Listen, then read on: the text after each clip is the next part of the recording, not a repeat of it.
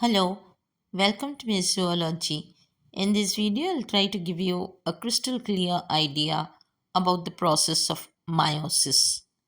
Meiosis occurs only during gamete formation, and that too in the myocytes. Even the gamete progenitor cells and all somatic cells are diploid, who perform mitosis, but the genetic material must be reduced to 50% or a haploid condition in a gamete cell so that the newly formed zygote gets a complete chromosomal complement. Do you know that meiosis involves two rounds of chromosome segregation and thus undergoes prophase twice, resulting in prophase I and prophase II? Prophase I is the most complex in the total meiotic division because homologous chromosomes coming from each parent must pair and exchange genetic information and thus happens in five different substages, namely leptotene, zygotene, pachytene, diplotene, and diakinesis, in addition to the events that occur in mitotic prophase. While prophase II is very similar to the mitotic prophase and is much simpler compared to prophase I. Several crucial events occur within prophase I. Prophase I is long and may occur at different speed depending upon species and sex. Many species arrest meiosis at diplotene stage of prophase I, as in the case of human females. Decades can pass until upon ovulation that the oocytes remain arrested in prophase I at its diplotene substage, only to restore after ovulation. Moving on to the discovery of meiosis. Meiosis was first reported unseen in sea urchins by Oscar Hertwig. A decade later, a Belgian scientist, Van Beneden, had seen it in the eggs of sea urchin. Then, in the year 1890, August Weismann noted that two cell divisions are necessary to transform a diploid cell into four haploid cells. After this, the term meiosis was given by John Bretland Farmer and George Edward Moore. These were the two scientists who together came up to term the process as meiosis. Later in 1911, Thomas Hunt Morgan detected crossovers in meiosis while working with Drosophila melanogaster. Let's now begin with the actual process of meiosis. Meiosis I is reductional division. Let us begin with leptotene or leptonema, where leptos does mean thin thread. So during leptotene, the chromosomes appear as thin threads. They begin to condense to the point where they are easily visible. The chromosomes are represented by pairs, each with a single centromere and two sister chromatids. Chromosomes appear beaded. Intact nuclear membrane is also found. The centrioles that are divided in interphase, they do not move apart. The chromosomes mostly remain attached to the nuclear membrane, at least at one end. The second substage of prophase I is zygonema or zygotene. During this substage, the synaptonymal complex formation occurs. This leads to pairing of homologous chromosomes along its entire length. Chromosomes also become more visible due to further condensation.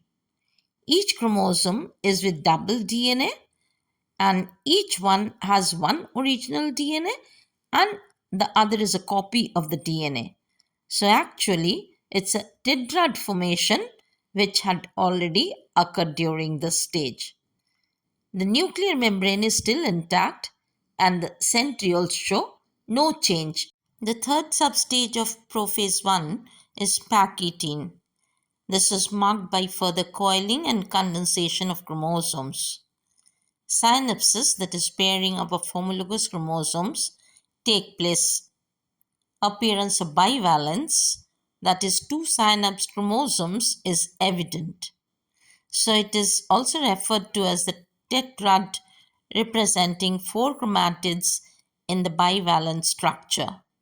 Most importantly, non-sister chromatids of a homologous chromosome overlap during this period, forming chiasma. They break at the point of chiasma and exchange their paths. This is called crossing over, resulting with recombinations. This process is the major source of genetic variation, that is, the exchange of parental genetic material during the gamete formation. Each chromatid splits vertically and nicking is observed, that is, the breaking and exchange between its parts. The fourth substage of prophase I is diplotene. This is marked by the woolly appearance of the chromosomes, and the homologous chromosomes begin to pull apart. The point of attachment produced by the chiasma between the homologous chromosomes become apparent. The nuclear membrane is intact. The centriole is also at one end.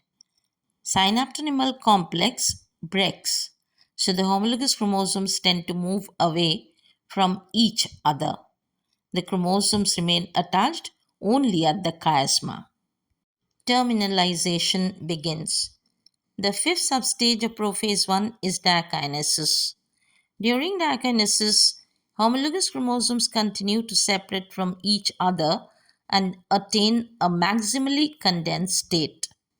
Terminalization continues, chromosomes condense, and meiotic spindle begins to form. Following diakinesis, the rest of the meiosis I proceeds quite similar to that of mitosis. On completion of prophase I, the cell enters into metaphase I of meiosis. At metaphase I, the tetrads align on the metaphasic plate. Microtubules originating from the centrosomes at the two opposite poles of the cell attach to the kinetochore of each chromosome. Then it enters into Anaphase I. Here, the homologous chromosomes, each consisting of a pair of sister chromatids, move to opposite poles.